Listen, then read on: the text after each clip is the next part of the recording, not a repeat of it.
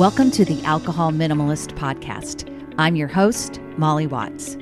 If you want to change your drinking habits and create a peaceful relationship with alcohol, you're in the right place.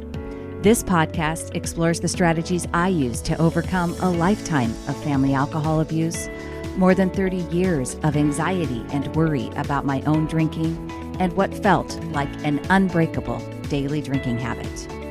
Becoming an alcohol minimalist means removing excess alcohol from your life so it doesn't remove you from life.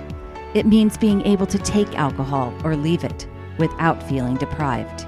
It means to live peacefully, being able to enjoy a glass of wine without feeling guilty and without needing to finish the bottle. With science on our side, we'll shatter your past patterns and eliminate your excuses. Changing your relationship with alcohol is possible. I'm here to help you do it. Let's start now. Well, hello and welcome back to the Alcohol Minimalist podcast with me, your host, Molly Watts, coming to you from, well, it's a pretty typical Oregon. I always like to find a new adjective. Have you figured that out yet? I try anyway. Sometimes it's really hard because it's just soggy, rainy, and it's always that way. No, it isn't always. Right now, we're in this kind of intermittent pattern where there's rainy days and a lot of really clear, cold, beautiful days. In fact, so clear and beautiful it was last week that we had this type of cloud display that I've taken a picture of once in my life here in Oregon. And I'm actually going to link it in the show notes where you can see this picture because this one picture, the sky last week was very similar to it, not as wonderful as this photo that I'm going to share, but very, very close and the same kind of weather pattern that was happening at the time. So you'll want to see it. If you want to see what I'm talking about and what the sky can look like here in December in Oregon, check out the link in the show notes. How are you doing? How is your December going? December is kind of a weird confluence of things, right? There's a lot of overindulgence. It's festive and people are very excited. I mean, holiday music's playing, at least for me. I don't know if many of you know this, but I used to sell radio and I sold for the station here in the Portland area that transfers over to Christmas music. And they do it earlier and earlier every year. And nowadays it's like a big deal to figure out what day they're going to turn the switch over. It's like mid-November. It used to be like the day after Thanksgiving. And anyways, I've always loved the station. I loved it before I ever started selling for it. And I'm a diehard listener in December. So yeah, it's all holiday music in my car. Anyway, but that festivity and lightness really are big part of why some people really let things go during December, right? There's this thought that you want to have, like, I just don't want to have to worry about it. I don't want to have to think about it. I want to do what I want to do. It's fun in December, right? And there's also another layer of complexity, I think, for December. I was looking at a quote from Maria Shriver last night talking about kind of a Sunday her Sunday evening reminders. Do you see those? I love those from her on Facebook if you ever look for Maria Shriver's Sunday evening reminders. And this one said, people are celebrating and people are grieving. Some have a lot to give and some have nothing to give. For some, this season is magical. For others, it's heartbreaking. May we all be mindful of all that people, including ourselves, are feeling. It's a lot and it's beautiful. I see you. You've got this. It's a lot and it's beautiful. I think that's really important to remember because this December adds a whole layer of complexity onto our lives, onto our already complex lives, right? And for some of us, that might mean that it is heartbreaking and hard. And whenever we feel a lot of emotion, many of us tend to turn to alcohol to try to cope with it. And or we're feeling very festive and it feels like we just want to keep going and our friends are doing it. And so overindulgence happens that way too. Lots of that is happening during December, of course. And it's why many of you will turn the dial in January. That's why January comes and New Year's resolutions are there, because many people come out of the end of the year feeling like they've overate, overdrank, overspent, overdone it, right? I hope that many of you will be joining me in Dryuary. And I do Dryuary every year, not because it's a reset from December. I really don't. I try to manage my uh, my life in a similar way every month. There's definitely more occasions in December, but I plan for those. And so I'm still sticking to my 70% alcohol free year. And my January, my 31 days in Dryuary actually helped me achieve that. So it's a big part of why I do it. And so I would encourage you to come join me. I work with moderation management for Dryuary. I volunteer. I do volunteer coaching for Dryuary. I do content writing. I do a lot of things to help the Dryuary program be successful over at Moderation Management. So I would love for you to help support moderation during that time as well. That is a nonprofit, and it's www.dryuary.org. Sign up for the extra dry version of Dryuary. You get 31 days of support, a free Facebook group. You get group coaching. You get some freebie offers. You get just some really great support for 31 days of being hopefully alcohol free. But you know what? You don't have to do 31 days if that's not where you are, right? I would encourage you to do the program to encourage and prioritize adding more alcohol free days into your life. In my Facebook group, I talked about it this Sunday. People are going to be doing totally alcohol free at home. That's their version of Dryuary. People are going to be just increasing from 3 or 4 alcohol free days per week to 5 alcohol free days per week. Some other people are going to be doing it like me and taking the whole month off. Whatever works for you is great. I just want you to do it. And if you could do it and support Moderation Management, a great nonprofit that helps people change their drinking habits, I think that would be wonderful. It's very affordable. I think the early offer is still out there. It may not be. It may be $30 for the month. Was 25, but regardless, it's super affordable and a really good tool. It was how I first successfully did Dryuary back in 2021. That was my first Dryuary that I did successfully 31 days, and Moderation Management was who helped me, and now I help them.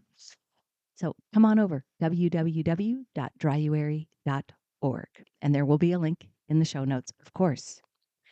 What I really hope is that some of you will take the opportunity for Dryuary to be the start of a sustainable change for you in terms of creating a whole new relationship with alcohol for the rest of your life, right? And the narrative around alcohol that we've had, is that if you seek help, you must have a real problem, right? You might be, in old terminology, somebody would say you might be an alcoholic. But here's the truth. Successful people ask for help. The people I work with are all successful in many areas of their lives, and they understand that learning how to think differently about alcohol is just another area of their lives where they can be successful with the right tools, the right commitment, and the right support. Today, I'm sharing a conversation I had with one of my students, Jodi, who started like many of you. Jodi was listening to the podcast and it resonated with her. And she decided to invest in my online course, community, and group coaching program, albeit she says that she was reluctant to spend the money. So I loved that she said that. And it has absolutely proven to be one of the best investments that she'd ever made in herself. And what I want you to listen to is how Jodi's drinking habit just kind of crept up on her, especially during COVID. And I've heard that so many times. But she also didn't identify as someone with alcohol use disorder. She didn't want to go to AA. And she also shares how diving into the thought work and understanding how to manage her mind has helped her not just with her drinking habits, but with her life in general, at work and at home. And all of this is just I want you to hear what it sounds like to be working on your drinking and not to have it mean something that there's something wrong with you, that there's something wrong, that you have a quote unquote real problem. Yes, well, okay, whatever. You have a challenge in your life that you want to get help with. That is what people who figure out their their habits that don't serve them, that's what they do. They seek help. I certainly did. I sought help. And then I became someone who helps others. I'm going to jump back on at the end to share with you some changes that I've made in how I will be working with people in 2024. So if that's of interest, definitely stick around. And I hope no matter what, you are going to consider making some changes, especially as January comes in the door here, and think about how you want to become someone who desires alcohol less, who drinks less, and how that might work for you in your life. Here is my conversation with Jodi. Hey, Jodi, thank you so much for being with me on the Alcohol Minimalist podcast. I'm excited to have this conversation with you because you and I have had a shared experience here for the last, what, 9, 10 months now, huh? Yep. It's been And about 9.5 months. Yeah. yeah, so I just want to be able to give people a little bit of perspective because sometimes when they hear me talk, they think, well, she took all these courses, she read all this stuff, she got certified as a coach. Obviously, she's figured it out, but her experience isn't going to be my experience. And may not feel like I can do or I can really create change in my life. And Right. so bringing on some folks that have had success becoming alcohol minimalists and implementing this work, I think is important. So that's why I wanted to share your story. So let's talk first about kind of what was going on in your life that caused you to want to change your relationship with alcohol. Well, I've been a drinker since I was in high school, but that's not really as problematic as after COVID hit and I started having more time at home alone and decided that I deserved to have a drink after work, or I went out for a workout and I deserved to have a drink or two. And then eventually one drink led to 2 drinks a night and 3 drinks a night. And it was just getting a little bit where I wasn't feeling comfortable about it. And I started tracking it probably back in early 2022. And because I was kind of curious, it's like, well, how much am I really drinking? And do I need to be drinking this much? And, Googling, am I an alcoholic or not? Right. Right. And uh and finally I just got to the point where I'm like, well, maybe I started listening to some other podcasts and I'm like, maybe there's one on alcohol. Maybe I can learn something there and see if it's I didn't really identify myself as an alcoholic, so I didn't feel that I needed to go to AA or feel comfortable with it. So I Googled it and your podcast came up and I started listening to it and it really resonated with me. And it's like, yeah, that sounds just like me. It's like I'm kind of a daily drinker. I might go out and with friends and do some binge drinking, but mainly it was more the nightly, drink. One drink led to another one. We have a beautiful cottage on a lake, and so I would sit out and on the back porch and watch the sunset and have 2, 3 beers, and it just got to be a problem. And then I started having digestive issues, and I had no idea that it was related to the alcohol. I just thought it was an age thing. So Uh-huh. So common, this experience. yeah, So many people, especially, during the COVID years, right? I mean, it's statistical. yeah, Women, especially, were seeing such an uptick in binge drinking episodes for women, especially, but everybody was I mean, I hear it all the time. So many people saw their alcohol intake increase over and during that time when we were staying at home and we were isolated and we were alone and people felt, that was challenging time for sure. So Yeah. so you decided to do some research. You found me via the podcast Yeah. and you kind of dove in wholeheartedly. Is Oh, that I it? did. I was like binging like 2, 3 podcasts a day, to tell Yeah. you the truth. And I just kind of quit cold turkey because after the first couple of episodes, it was like, this really isn't good for me. I I was waking up in the morning, in the middle of the night, and just having anxiety issues. And I'm like, it finally just clicked. It was like I just put two and two together. It's like, oh, that anxiety thing really isn't a work thing. It's a drinking thing, and I Uh-huh. need to do something about it. And it's within 2, 3 days after I quit, I started sleeping through the night, and I just started feeling so much better, and I wasn't depressed as much, and I wasn't anxious. Just um I just like flipped a switch or something. And then the Yeah. more and more I listened to your podcast, and a few others, it was like, wow, I really just need to like embrace this and go forward. hmm So in addition to listening to the podcast, you Uh-huh. decided to do, back at the time, it was step one, which is the coursework Yep. that's inside of Making Peace with Alcohol. And we had our one-on-one coaching session, and you've been an active part in group coaching too. So Yep. how has all of the coursework and the coaching and all of that help support you in this new turning of the leaf, right? So Because yeah. yeah. So the podcasting and stuff, it was kind of more of a like almost white knuckling kind of thing. And it was Mm, like, I really need something more to have more thought work involved with this. Because, listening to you say, it's all about your thoughts. And it's like, so then I read your book and I'm like, I don't know if I really wanted to cough up the money, so to speak. And I'm a little Dutch. So but then I'm like, I really need to do this. And I signed up for your course and talked to you, and it was a nice one-on-one session where I could, think about some of the questions that I answered from your questionnaire, and really do some deeper dive into why am I drinking, not right. bored.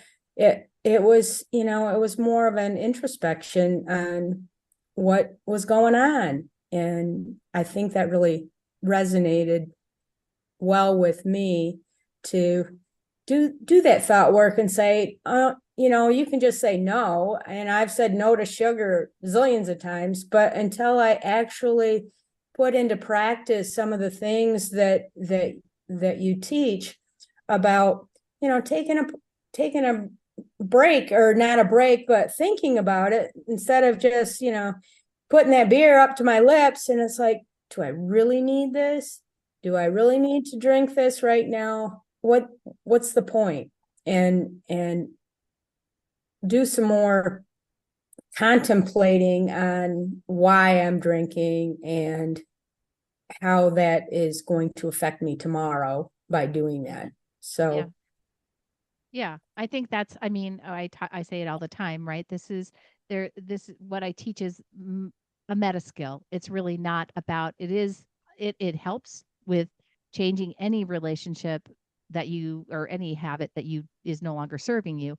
And certainly everybody that typically comes to me first is here because of alcohol. And that's the work that really I did and I worked on, because for me, and I don't know if you feel this way, but much like you, I could do a lot of other things in my life. I was good at being, productive and good at saying no to other things. And yet, this relationship with alcohol seemed to be felt different to me. And it felt like one that was like almost unbreakable. The habit felt very different. And so, just because of that, I realized that it was the habit that I needed to break, right?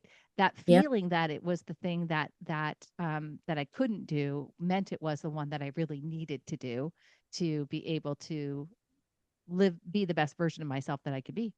Oh, for sure. I totally agree with that. It was, always calling my name in the back of my head. It was like, oh, just have a beer, you'll feel better, you'll relax. It's a party or whatever the case may be. And even going out with friends and saying, oh, just have a shot of this or a shot of that. And it's a big party. And there were way too many of those. Right?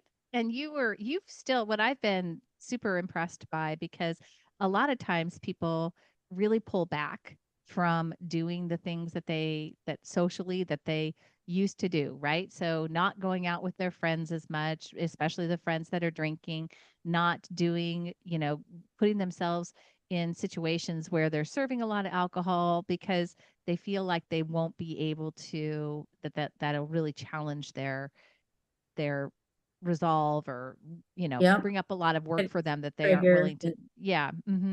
But you have been really good about understanding that you can go and do these things and not have to drink even if everybody else is drinking, and you really have taken a lot of strength in that.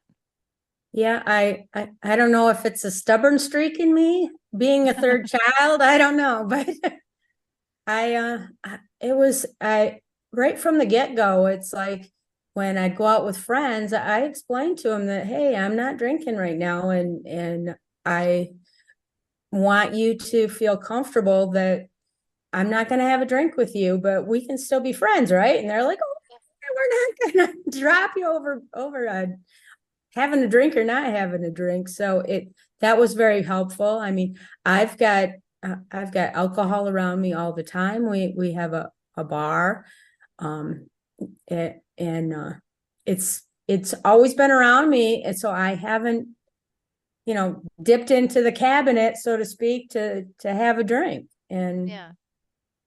Do you now? I know you and I have talked about this, because you did choose to kind of go fully alcohol free from the get go. That was kind of the way yep. that you approached Yeah, it. For you, I that was, started out that way and went into Lent thinking I yep, was going right, to stay that way, and went on vacation to Vegas yep, drinking, or my husband was drinking. yep.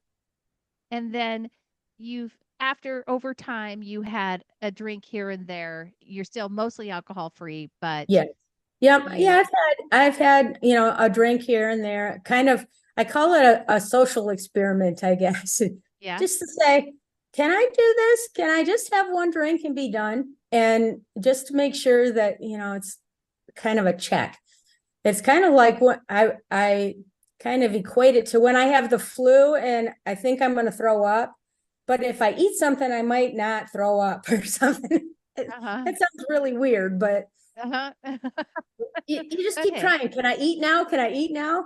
It's like, nope, you better not eat. So, um, but with the one and done kind of thing, I really felt comfortable. I felt like I was in a good place that I could do that, and I still feel that way, that I could sit down. And I'm not a wine drinker per se. Or have a rum and diet coke or something, or beer. And I've had a few beers, and I feel just fine that I'm not I can say no and be done with it and go on with the evening. So, one of the things I talk about a lot is this connecting the dots of your thoughts, your feelings, and your actions, right? And Yeah. uncovering some of the unconscious thoughts that were driving the desire to drink, and also uncovering thoughts that or choosing to have thoughts that actually help create feelings that we want to have, so that we are taking actions that we want to take. And tell me, I mean, for you, I know you've done a good job of, in addition to practicing, you know, planning out when you're going to have a drink. If you plan ahead of time, you think about it, but you have done good due diligence on all the thought work aspect of this work, journaling and really getting, just like you said, getting more in touch with the why you were drinking in the first place, and also helping you navigate some life situations that have come up since we've done this work that didn't have anything to do with alcohol, but the thought work helped you there too. Yes, for sure. Yeah, there were a few family situations that I had to deal with, and I'm like, I don't need to drink over this and be upset, but I would work through it in my own mind and use the same, I don't have to choose to be mad about this situation or upset about it. I can have other options. And so that thought work really helped me start thinking about that. I even use it in my work life is, Yeah. what else is true? And when we're dealing with issues at work, asking those questions and instead of just going, crazy and all upset about something, it's like, let's calm down, think about it and think rationally and work through it. Hey everyone, just a quick break to talk with you about Sunnyside. Now, you've heard me mention Sunnyside many times before. You've heard me talk with Nick and Ian, the founders of Sunnyside. And I just want to share with you why I am so passionate about this company. They are way more than just a drink tracking app. They are really about helping people create a mindful relationship with alcohol. And they stand for a life that is about having more, not less, right? There are more rested mornings, more days when you're feeling your absolute best, when you have more energy and positivity. Sunnyside is not there to tell you to never go out, to never drink, but they are there to help you enjoy your life and to wake up and be ready to be your shining best. It is not an all or nothing approach. It is friendly, it is approachable, and it is absolutely judgment free. They want to be a solution that fits into your unique lifestyle. And I think that's exactly what they've created. You can register for a free 15-day trial. Go to www.sunnyside.co/minimalist to get started. That's www.sunnyside.co/minimalist to try Sunnyside today. Now, I want to talk with you about this one other area of your experience, because I think that you and I've talked about it, and I think that it will be helpful to other people as well. Sometimes when people dive into my work, when they dive into this whole thing, they kind of want to replace the the what they used to spend time and energy on, maybe drinking. They spend a lot of time and energy consuming a lot of content, really, getting into the podcast and really diving into the Facebook group and getting very active, because it kind of helps them fill up a void a little bit of Yeah. what they used to do with drinking. And so talk to me a little bit about that with your experience, because that was a little bit unsettling for you. Yeah, I felt like I was replacing my drinking with doing too much social media. Mm-hmm. And shopping. Online shopping was kind of bad too for a while. Uh-huh. I've since kind of reined that in, but I really felt that I was expressing myself a little bit more, but that was an outlet that I had for my drinking that I didn't feel comfortable with sharing with the people that I work with, or even some of my close friends. It was like they didn't totally understand. So that was my way, especially in private Facebook groups, of being able to share what I was going through. And Mm-hmm. and I felt it was a very helpful outlet, although maybe I was a little bit overly consumed with it. But at the same time, I think that really helped bridge that gap of being able to talk to like-minded people and Yeah. about what you're going through.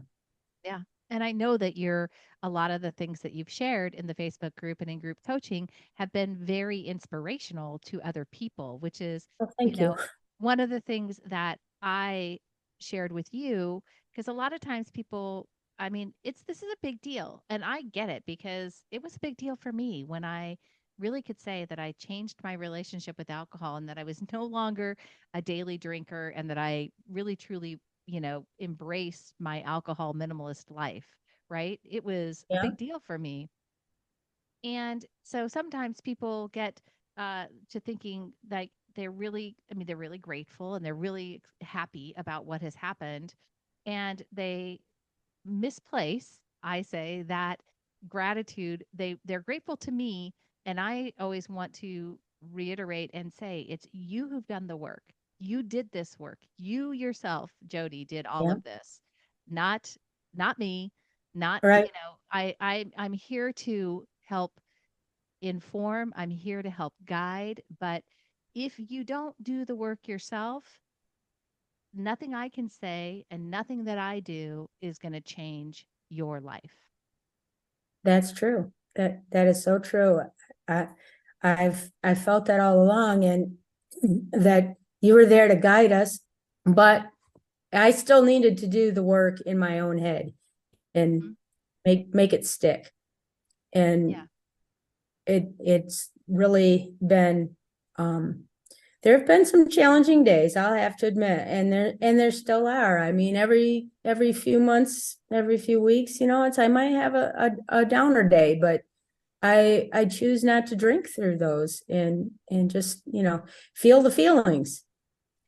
Well, yeah, and I don't think, I mean, let's this is not an answer for life being all lollipops, rainbows and unicorns because Exactly. That's I was just gonna right? say the same This thing. is just this is all about learning how to navigate a life that everyone, we all have challenges, ups, downs, highs, lows, and it's becoming a better thinker and becoming a better mind manager that allows us to not want to turn to alcohol when the going gets rough, right? Right. And that's going to happen for all of us. It's going to continue to happen for us. And being able to understand our own thinking and understand how in control we are of creating that experience and even helping ourselves feel better in that moment. The way that we can do that is by changing how we think, right? And Yep. so that kind of tool is so useful. And because this, I mean, changing your drinking, just like you said, and I appreciate you sharing the social media and the overspending because very often people can exchange one habit that doesn't Yep. I serve them for another, substitute one right? vice for another, and or eating. It's like I've really tried hard to not, substitute a lot of sugar, because I feel just as crappy eating a bunch of sugar. Right? Yeah. Well, and anybody that's in the Facebook group knows Jodi and knows that she's out there moving her body all the time. You're very active, you're very intentional. And that's what I think is so interesting. And so, I mean, so many of the people that I work with are like you. They're very mindful of what they eat, how their movement, their sleep, their budget, all of those things, right? Yeah. Yet that one area of their lives they just It haven't just been able kind of to flipped. tackle is the alcohol. For sure. And it's so enticing, and there's with commercialism and everything, and it even now it's like I notice it so much more, where all the commercials and that come up on, Yeah, TV all the everything, right? time. Yeah. It's crazy. Right. We're sold an idea on what we believe alcohol is going to help us do and help us Yep. be and help us achieve. And that actually brings up a good point or another thing I wanted to ask you about because you have grown children and I know you have shared what you've been doing with them. And so tell me how that has felt and how that's been for their relationship with you. Well, they haven't cut back as much as I'd like them to, but they have to make that decision for themselves. Yep. And even with my husband, told him, I said that, I don't care that you drink, but if you don't, it's totally up to you. And I was talking to him last night about this interview, and he said, I haven't had a beer in 3 weeks. And I'm like, yeah, that's great. And he's really cut back quite a bit. So I think it'll just be a matter of time with my boys too. Yeah. I Even though I spend time with them, I don't see them as much as I would like, Sure. but they're busy But with their lives. But yeah, but they're supportive of you, right? oh, definitely. Yes, they are very supportive. And when we spend weekends together, they're like, "Oh, Mom, we'll get you an NA beer," and no problem. And they've told me over and over how proud they are of me stopping my drinking. And then, of course, I do get some harassment from them once in a while about things that I had done when I was drinking. Wow. Especially having a lake house and having like all day boat days and things like that used to be very conducive to an all day drink day. So Mhm. No, but that's good though, right? I mean, I think yeah, that's part of this, and I say that to people all the time. Whether or not other people change their behavior isn't our job, right? It isn't, that's right, not what we're here to do. We're here to be an example of what's possible. And so you can just continue being an example of what's possible, and you will yeah, absolutely rub off on the people around you. And your husband's a an example of that. yeah, And I think you've said some friends of yours too, because yeah, you're pretty active in pickleball world and around yeah. there, and yeah. And I think I got a few friends that seriously thinking about cutting back, and that's a good thing, Yeah. Yeah. and not consuming as much as we used to post pickleball. Right. Well, before we wrap up here, I would just want to say, um, tell everybody it's absolutely possible. I know you and I share the same passion, so I know that you've done it now. You can watch football games, both the Michigan State Spartans and Yeah, the Detroit Lions without beer, that's for sure. right? You could do Yeah, it. I can Who do it. knew? I mean, and sit in Las Vegas and do it. Right? Watching them play Exactly. basketball. Right? We talk all the time about the stories that we've held on to for such a long time. And I was right there with you. That was the thing I just couldn't imagine. I mean, I just couldn't imagine Yeah. not doing some of these things without alcohol. And now I do it all the time. And oddly enough, it's absolutely great. And It doesn't and bother and the me a world bit. does still go around, and it Yep. doesn't collapse, and you feel so much better the next day. It's it's a huge difference. Yeah. All right. Well, I appreciate you being here. I appreciate you sharing your experience. And I know one of the things that's great that Jody's looking forward to doing too is you're starting to you've been a great mentor for other people. Like you're in Better Together with people on in Making Peace with Alcohol, and you're always willing to share and talk to people in the Facebook group as well. And you're thinking about moving on and actually working with people too, right? In helping Yeah, them change their relationship with alcohol. definitely. So that's going to be exciting. And I'm just so grateful for you and grateful for the work that you've done. Well, thank you very much. I appreciate you having me on. Appreciate all your efforts. Thank you. Thanks, Jody. I hope that hearing Jody's words and Jody's thoughts helped you see that you might just be just like Jody, or your story might be a little bit different, but no matter what, there is real hope. There is there is opportunity for you to make progress on your drinking, and I hope that some of you will consider working with me to do it. In 2024, I have 3 ways that I am working with people. Some of these you should be, I hopefully you're somewhat familiar with. My first is Just Start. Just Start is my program for self starters. It is a 30-day email program that winds through the month that shares tips, tools, tactics, and you also get the audio version of my book, Breaking the Bottle Legacy, which is the only place that you can get the audio version of it. It's really just exactly what it sounds like. It's a start, right? It is all about learning kind of these tools in terms of mindset tools. It is a great place for you to begin the work of creating a peaceful relationship with alcohol. For those of you that have learned or have felt like you needed more additional support, I also have Making Peace with Alcohol. And Making Peace with Alcohol is my online course and group coaching program. It's basically a bigger, better version of what Jodi did.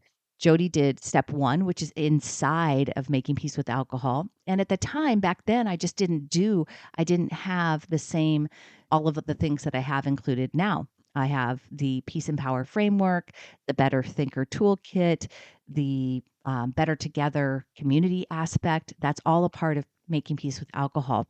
And it's a 6-month program. You get 6 months access to everything, the community and all of that. You get lifetime access to step 1 course materials. So you have lifetime access to that.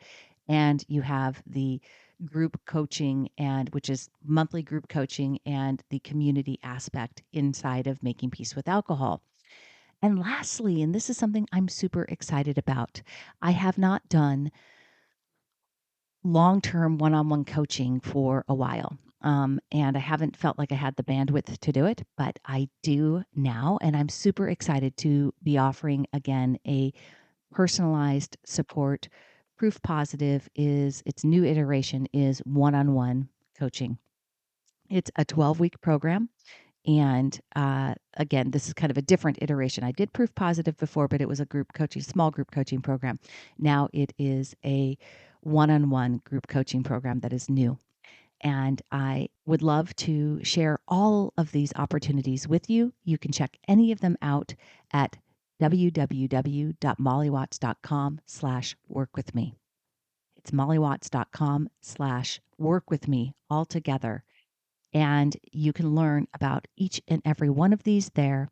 And here's what's even better. If you just want to have a conversation with me about any of this, if you're questioning whether or not I can really help you, if you're questioning whether or not which one is right for you, shoot me an email, molly@mollywatts.com, and I am happy to set up a call to discuss those with you.